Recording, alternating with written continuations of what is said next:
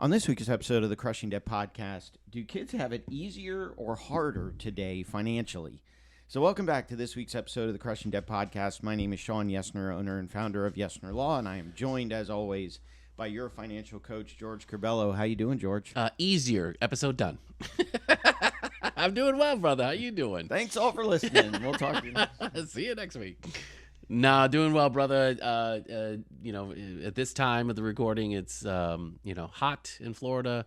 Summertime is brewing. We got a lot of more rain than usual, but doing really well. Family's good. Everybody's healthy, eating. My doctor's happy with me, so we're good. Everything's happy. Well, I've said this before, the old adage about the weather in Florida. If you don't like it, just wait 5 minutes. There you go. I love it. Yeah, I was home last night. The skies opened up for about 5 minutes. Yeah, that's about right. And then it was gone. I've been in those situations where you're driving down the street and in front of you it's clear blue sky and behind you it's black. Yeah, I've been there before. So, how was the birthday party? It was great. We did some beach events. So my wife was very happy that I was like, "Oh, get out the house. This is great." And I avoided sunburn. So that was a great birthday gift for myself. Got some great clothes from the kids. And I was just able to, got a cigar and a bourbon drink. It was a nice evening. So nice. No worries, no issues, and no drama on my birthday. I'll take it. Nice. So I am officially back from vacation. I will be back for a week and a half or so when this episode comes out. But I did not bring my computer with me. Nice, congrats.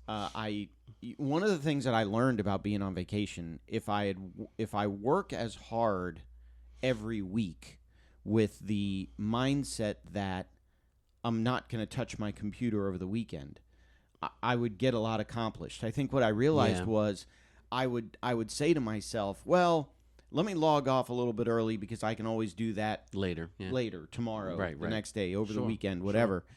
But then over the weekend, I don't want to do it. I want to hang out with my kids.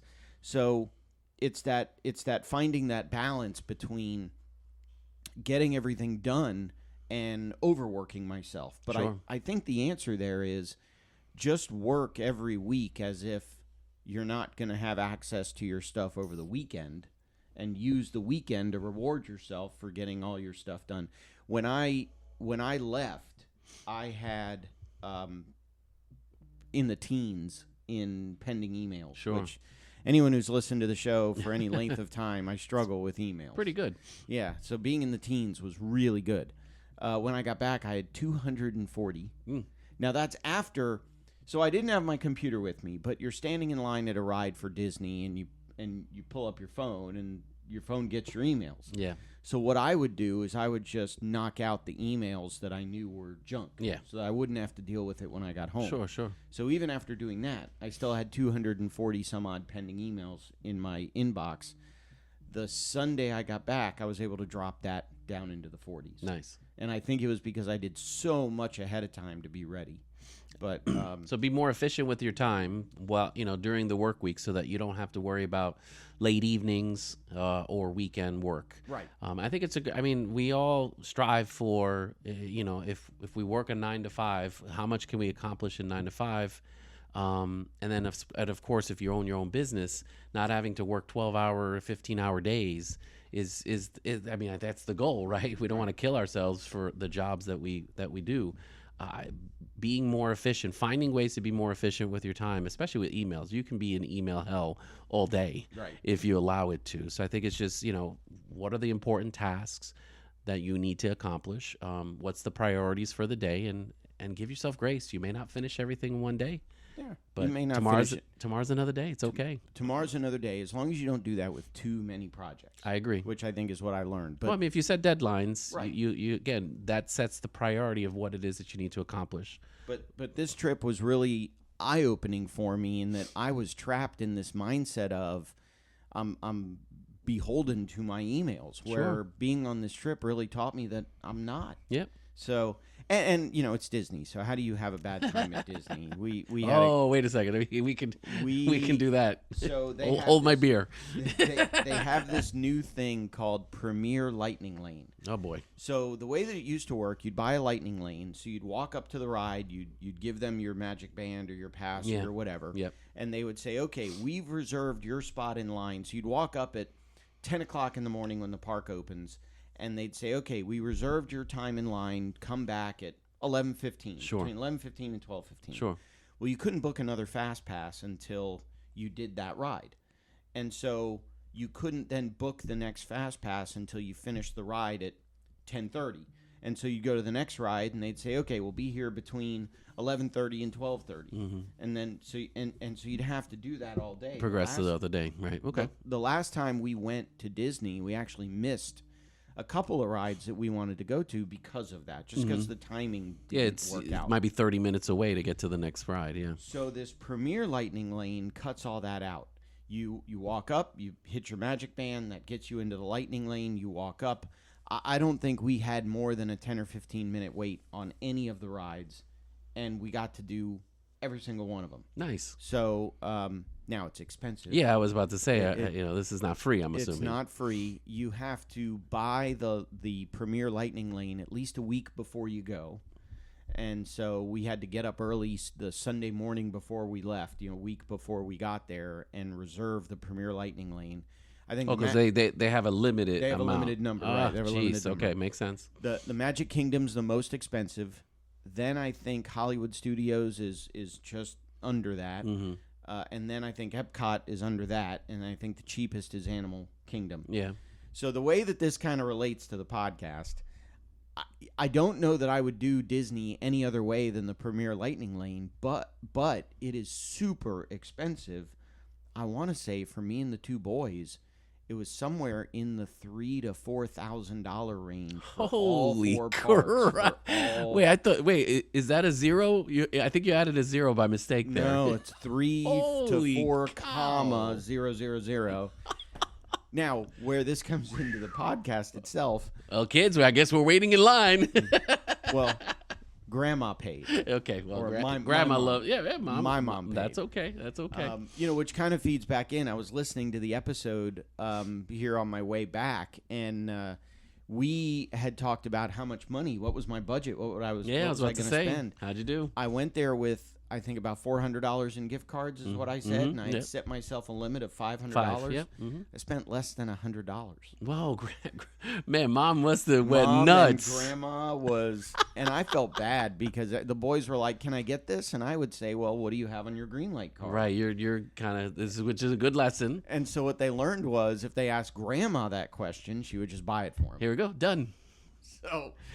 So good lessons in life there. Hey, Grandma has the money to spoil her grandkids. Why not? Who am I? And I got a couple of T-shirts out of it, so who am I to complain? But that kind of leads into the topic of this week's episode. Are our kids financially soft? I guess the question is, how easy or hard did they have it? That's for me.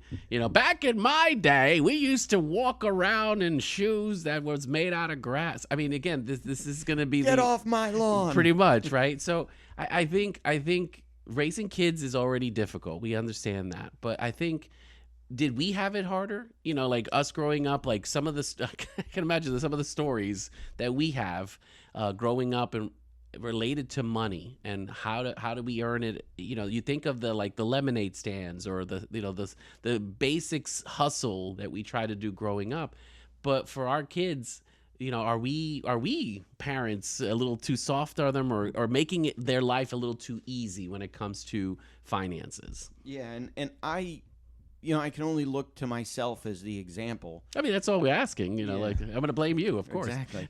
My dad made a good living. We were by no means rich, but if we wanted something, we could typically, quote, earn it. Correct. I would have to get good grades, or I'd have to do some chore, or I'd have to do this or that.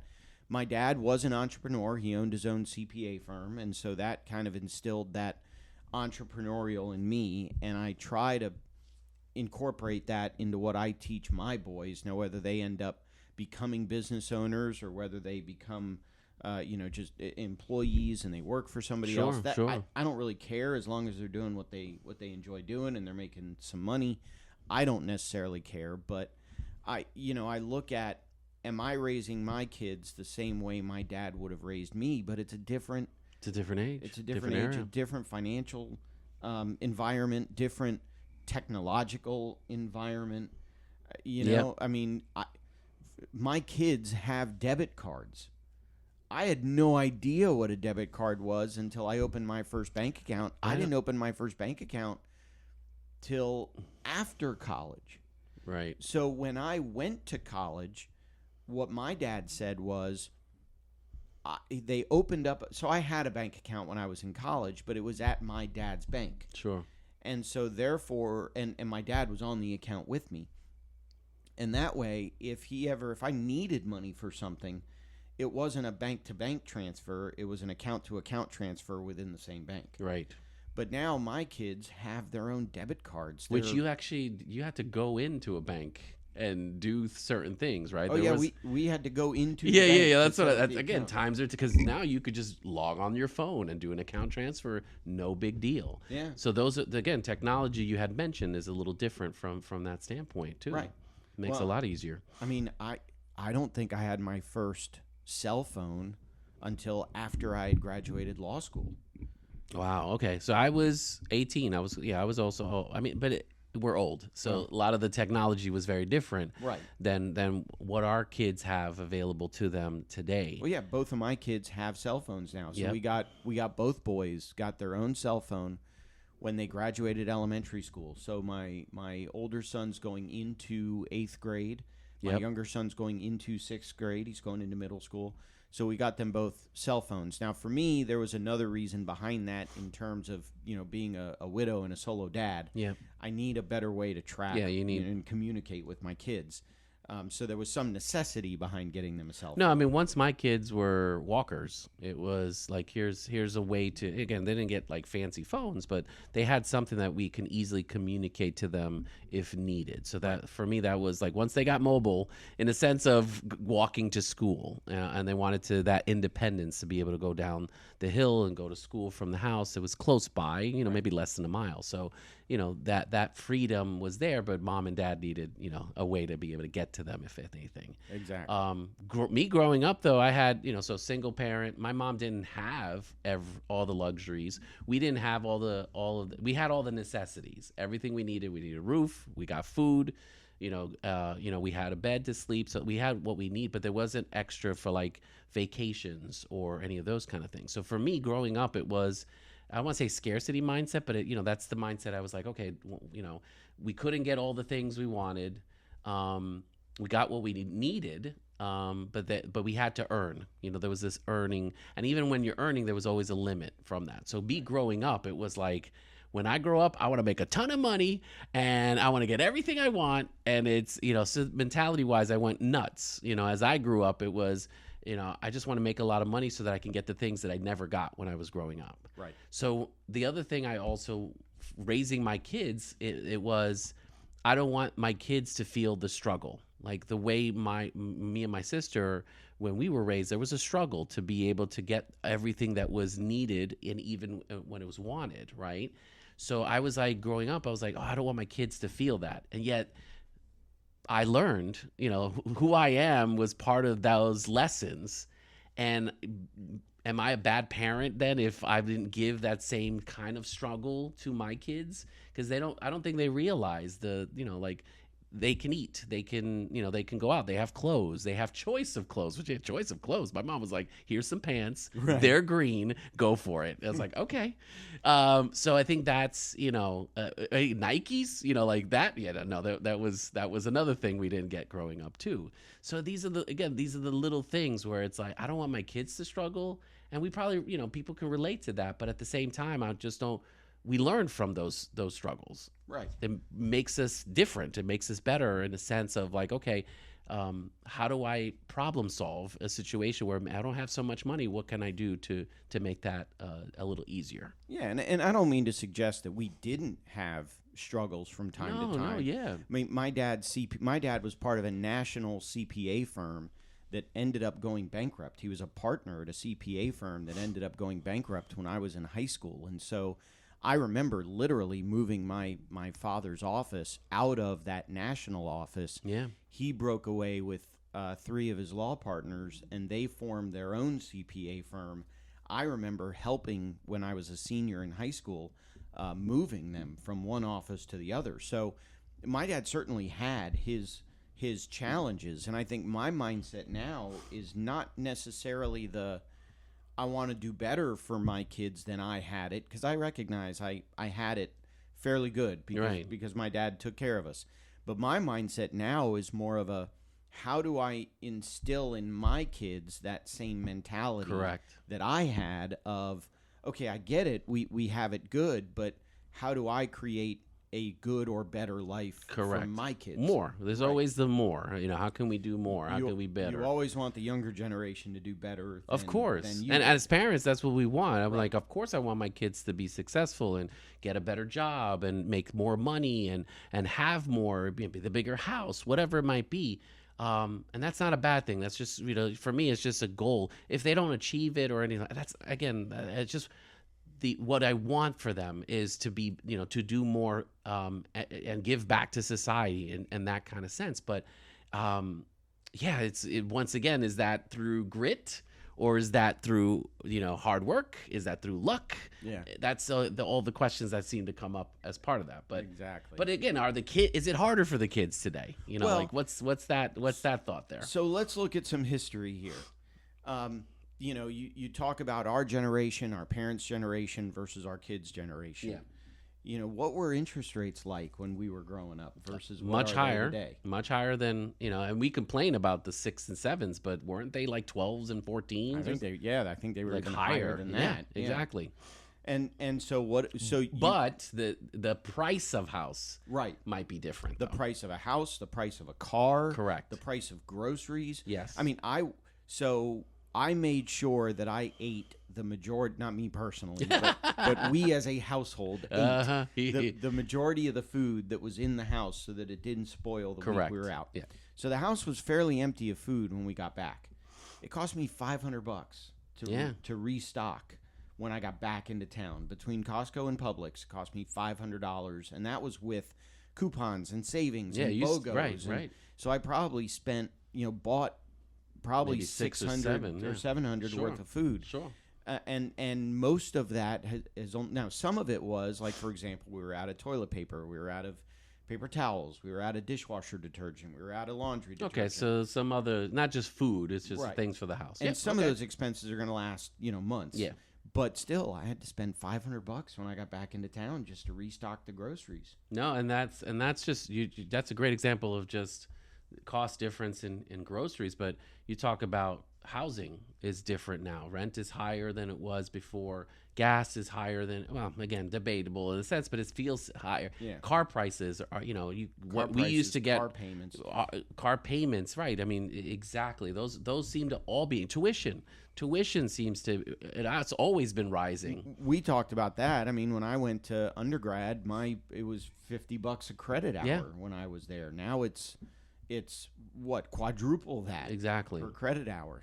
And think about kids coming out of college, they're getting their first job, right? And the entry level jobs seem to be very hard to come by.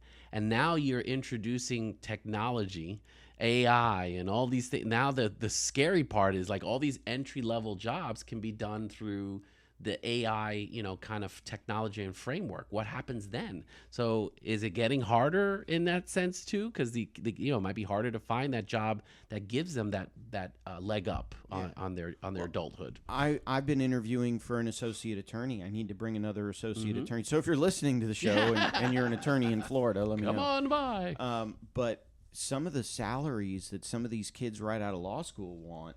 I mean, when I started... Interesting. Okay, so expectations are different. Okay, my first job, my first associate attorney position out of law school. Sure. You want to guess how much my starting salary was? All right, how many years ago? 25 years ago? This was 1998. So 27. 35, 40? Lower. Whoa. Okay, you're thinking for an associate, For an associate attorney holy in crap. Miami. Damn. My starting salary right out of law school, the first law firm I ever took a job at, $24,000. Wow. Wow, dude, how'd you do it? In Miami at that. But again, in Miami, so that's amazing. Well, so, okay. And again, I mean, at that point, I think my rent was like $500 a month. You know, gas was just over a dollar a gallon. Right. You know, groceries. Rent was 500. Guys, 500. Can you realize? In Miami. What? Oh, You can't even get a shack for 500. A she shed is 500 a month. You can't go from one McDonald's to the other for less than $500. Oh my God. Okay. So wow. But so what are they asking for? Some of these entry levels. Some of these entry level, right out of law school, associate attorneys are asking for six figures today. Wow. Is that normal? I guess is that depends on. I don't have an associate attorney yet. But a lot of them, I imagine, are coming out of law school with a ton of debt, and that's probably why they're asking for such a high demand. But wow, that's great if you can get it. That's the thing. Well, and I'm sure the big firms are right. You're paying talking that right, and more. Yeah, the ones that have the billboards. I get it. Mm-hmm. But small firms like mine, I'm not paying an associate attorney six figures. On paper, I don't make six figures. Right. Now, with bonuses and profitability and all that stuff, I'm doing okay. But heck, you look at my W-2's not six figures. Right. So I'm certainly not paying it until my W-2 becomes. Well, unless they can bring in the business that's necessary. Yeah. So again, you have to prove that you're worth the value. But a lot of the kids today is like, no, I need to start at the six figures. Then but they're not bringing in the clients. They're not bringing. So is that the value that they have? Mm-hmm. I remember my first. Again, I bagged groceries coming out. So again, I was making peanuts. But my first big job, corporate wise, I was making probably like 35 grand, and college. In the tech industry kind of thing. So I was like, wow, I'm rich, and my goal. When I was going to like my 30s I was like, okay, I want to get six figures one time. And then I want to get this kind of thing. So there's goals that push you there. But over time, I'm like, I want to work. The fact now the kids are coming out of college and they're like, no, I want to get the six figures now. Again, maybe as a lawyer, okay, maybe, but I don't think it's just lawyers. But is that necessary based on the cost of groceries, the cost of gas, the cost of no. It's necessary. No, because the average salary, I think in the United States right now, what people make, I still think it's still in the 40s or 50K, something like that. But in order to live comfortably, we are now above 100,000. So I just typed into the the great web, the great Google, average salary in Florida. Approximately $49,261 a year, and that seems low. Like to live in Florida, and we have no state tax, and yet rent is what average rent is $1,800 a month, depending on location. Yeah, that's.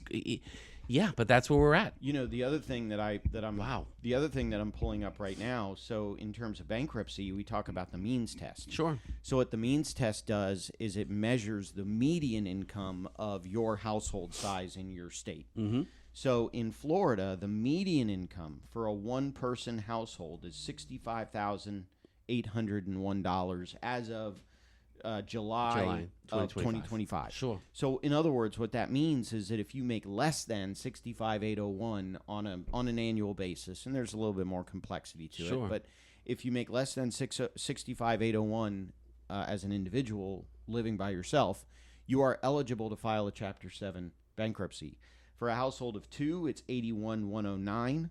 For a household of three, so mom, dad, and a kid, 93,983, and for my former household, me, my wife, my two kids, four people, 107,712. So in Florida, as mom, dad, two kids, as a household, if you make less than $107,000 a year, you're eligible to file a Chapter 7 bankruptcy. Wow. So that's Says a lot. Yeah, That says a lot. And if you think about it, a household of four, could they is 100,000? You would think six figures. Wow, is that comfortable? And they probably would be struggling depending on if you have rent, car payments, if you have tuition, you have clothes, food, all the things that that seem to be going up in our lives. It might be tight as part of a household making six figures like that. Yeah. So that's not impossible. I'm just saying, it's funny as we went down this tangent of starting salaries out of law school. I mean, I understand that's the value, right? That's what I want to make, but kind of wow, that's amazing. That's amazing. I know why they're doing it, but that's amazing. So, what do you think is the impact of social media on the financial landscape today? Well, I mean, everything is on TikTok or YouTube, and all the internet information is real and is truthful. So that's obviously one thing. But I think we have this pressure, to buy or to keep up with keeping up with the Joneses? Keep up with the Joneses. So, and it's funny, that's now 24/7. It's available on your phone and it's global. So not only are you could be 3 a.m. and you get influences from across the country, across the across the universe, across the universe. The aliens are coming, telling us how to spend our money on you never TikTok. know. You never know.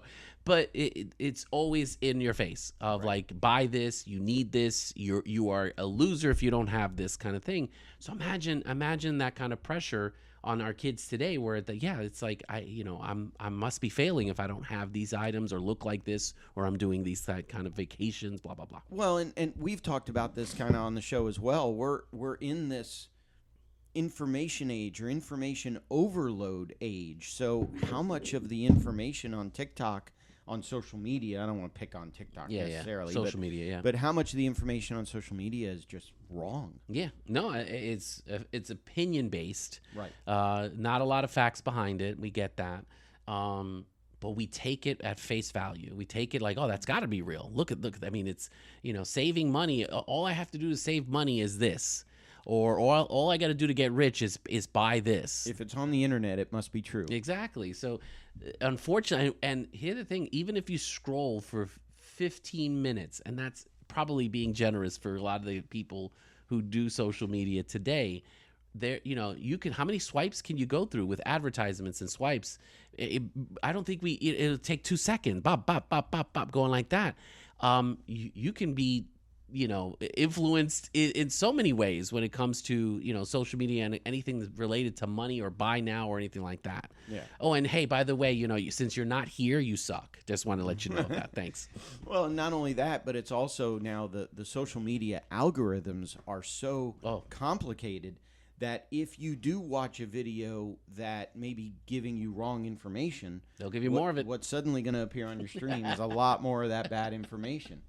I mean, I love it. I love the fact that, if you take it at what it is, you can get a lot of information and get a lot of humor. I get a lot of cat videos, so maybe that's just me. I don't know. I get a lot of watch videos these days. Go. There you go. Watch we know videos. What we like. Yeah. So, I mean, but how does that play into just the overall financial education, financial literacy? I mean, I remember when I was going to school, I forget if it was either high school, I think it might have been college, that one of my classes, one of my accounting classes, we literally went over how to reconcile a checkbook.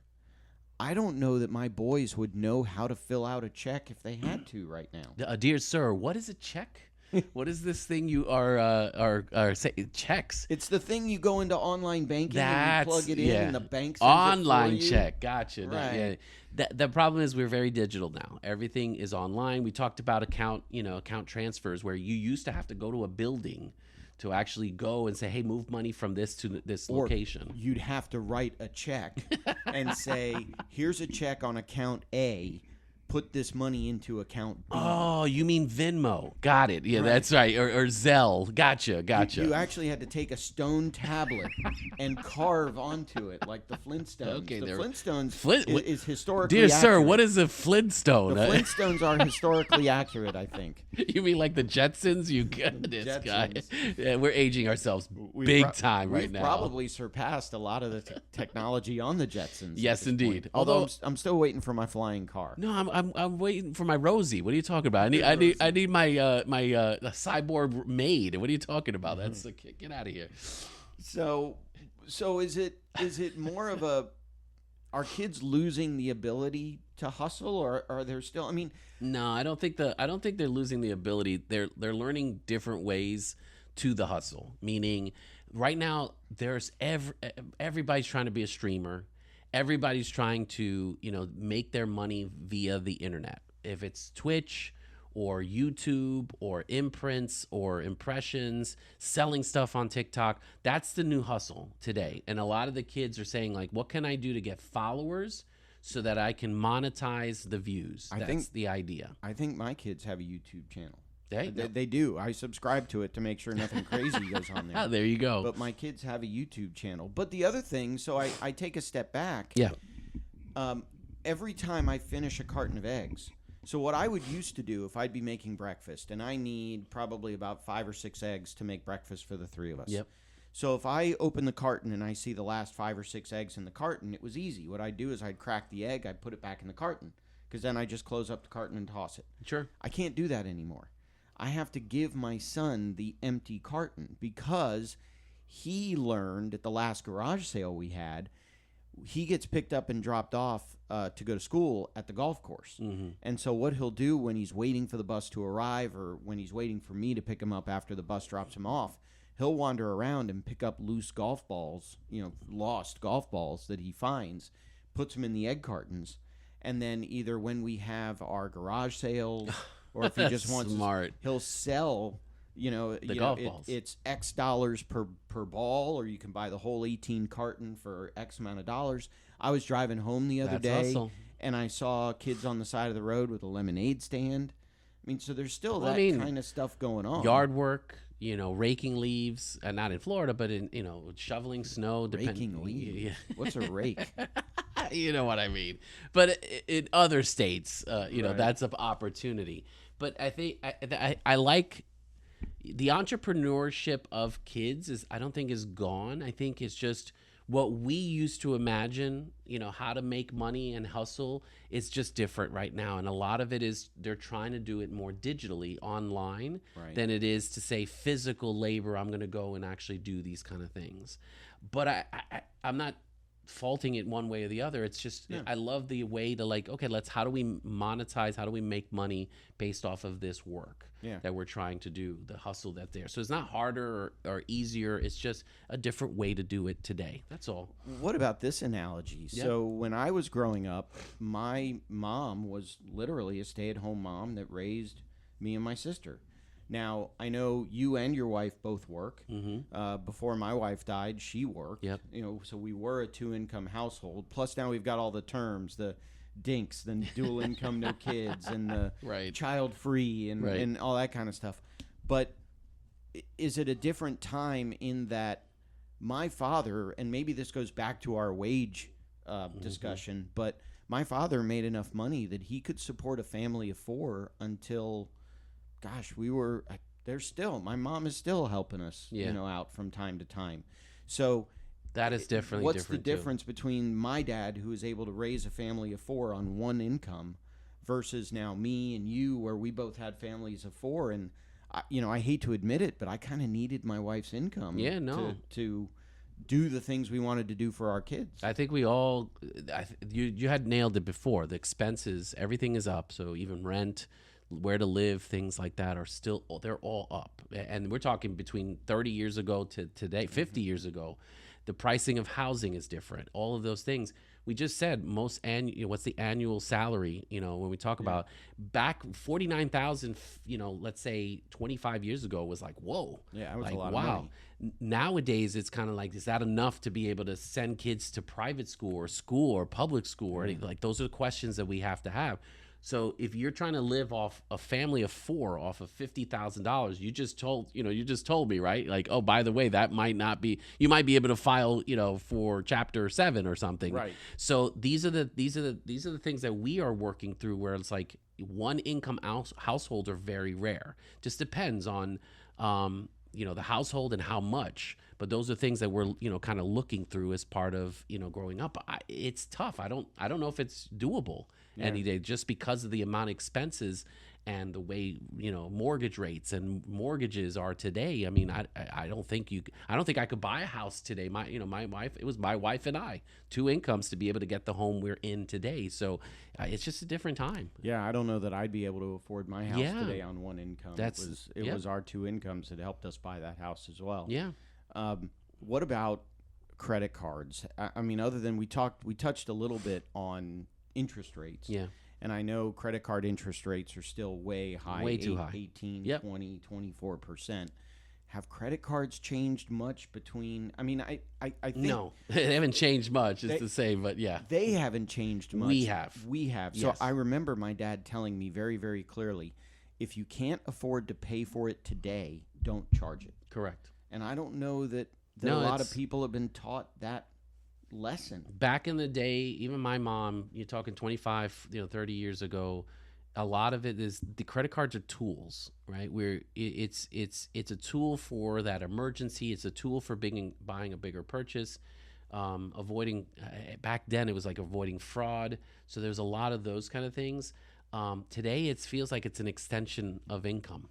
Like, oh, I don't have the money, but I got a credit card, and I'm going to use it for that purpose. I need to buy it now, kind of thing.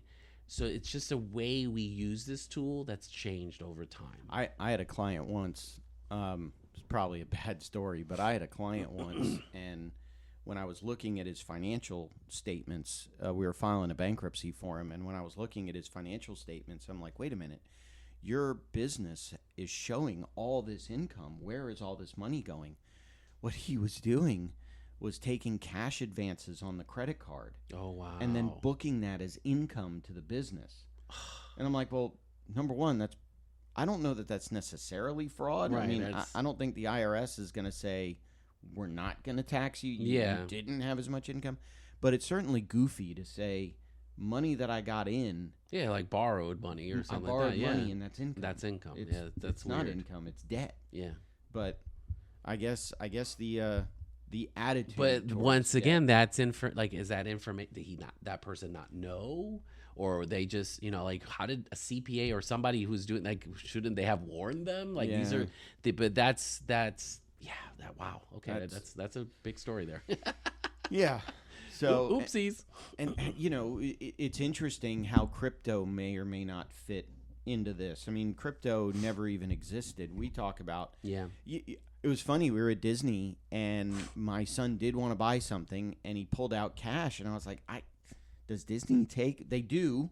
They do take cash. In some. But we went to a baseball game when we got back. We went back to the Rays game, which they won. They beat the White Sox, yay. But they didn't take cash at the stadium. They only took cards at the stadium. So on the one hand, you talk about crypto. On the other hand, are we in a cashless society right now anyway? We're heading in that way, yeah. I can't tell you the last time I ordered a physical check from the bank. I can't tell you the last time I wrote a physical check to I somebody. write them, because I have to pay for, like, networking dues. They still take them a little bit. Mine check. come out ACH. Yeah, so they don't have that. I've been asking for that for a few years now. I got a guy that can help set that up. We need to connect. But yeah, I think I still have checks that have my my Pennsylvania address. Wow. That's how old. I'm like, I am not ordering new checks, because you're right. I don't write as many checks. Everything is digital. Everything is online. Even if I have to write a check for a family or somebody, that's still Zelle. That's still an account transfer. Yeah. So it's just very different than what we were used to back in the day. When's the last time you've been to a bank? like a physical bank. Like that's even more. Like I don't even know the last time I went to a physical bank. Yeah, I mean, the last time I actually went, so I do from time to time for the law firm Sure. because I can deposit checks through my cell phone. Yeah, I can take deposit pictures, checks through the app. yep. But there is a limit on the amount of the check that I can deposit, and there's a limit on the amount of daily. So I can't go over a certain dollar amount. Mm-hmm. And so if I do go over that dollar amount, or if I do have more than what the bank allows, then I physically have to bring that to the bank Sure. to deposit. Every once in a while, maybe I have a stamp on the back of the check that endorses it. Every once in a while, the reader, the scanner gets all confused Sure. and says, "Wait a minute, you already deposited." So I go into my business bank quite often. I would say maybe a couple of times a month. Maybe I go into the bank. Personally, the last time I went into my personal bank, which are two different banks, Yeah. the last time I went into my personal bank was after I got everything settled up after my wife passed, and I had to create, because my kids still get Social Security payments for the death benefit, Social Security payments. So I had to set up those accounts. Yeah. That was really the last time I went into a bank, and the only reason I had to go in because the money's coming from Social Security, they got to be set up in a specific way. Right. So, but other than that, Yeah, I lied. I actually went to the bank. I had to go to the ATM. there you go. They didn't talk to a teller. I just went to the machine. So do you go to the ATM at your bank, or do you go to any ATM and incur the charge? Oh no, I go to the bank because you don't want to charge fees. We're not giving fees away. We're not giving free money away. I learned that's not in the budget, so we're not giving money away. So what do you think after how long have we been talking?